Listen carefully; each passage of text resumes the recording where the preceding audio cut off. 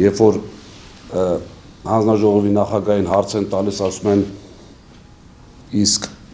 այդ պարգևավճարները տնօրենների խորհրդի մտնում է սակագնի մեջ, թե ոչ, այն ժամանակ ասում էր դե վարույթ է ընթանում, չեմ կարող պատասխանել, չնայած դա վարույթին բացարձակ չի խանգարում։ Հիմա այսօր հարցրեք, մտնում է թե ոչ։ Լավ, ինչքան կարելի է խաբել։ Չի մտնում, հարգելի հայրենակիցներ, ձեզ խաբում են։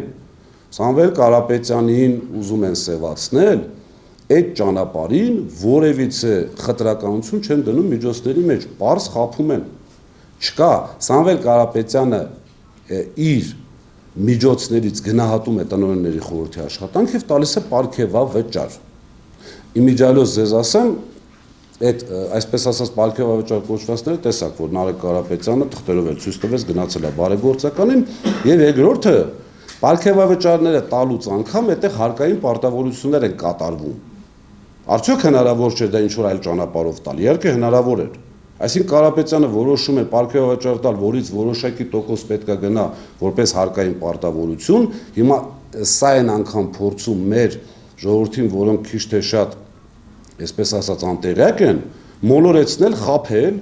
որ ժողովուրդ ջան, այս վարկերի տոկոսները դուք եք վճարում սակագնով, չգիտեմ, պարգևավճարները դուք եք վճարում սակագնով։ Ընդունենք մի պահ տեսականորեն, որ մենք վատ ենք կառավարել, չէ՞, ասում են, այսքան եկամուտ ունենք, այսքան քիչ գումար ծախսեցինք, այս արեցինք, այն արեցինք։ Լավ, ինչու՞ չի իջնում սակագինը այդ դեպքում։ Շատ պարզ տրամաբանական հարց է, չէ՞։ Եթե հիշում եք, եթե չեմ սխալվում, 18 թվականի ապրիլին այն ժամանակ դերևս ընդդիմադիր գործիչ Նիկոլ Փաշինյանը հայտարարել էր, որ 20%-ով պետք է սակագինը իջնի։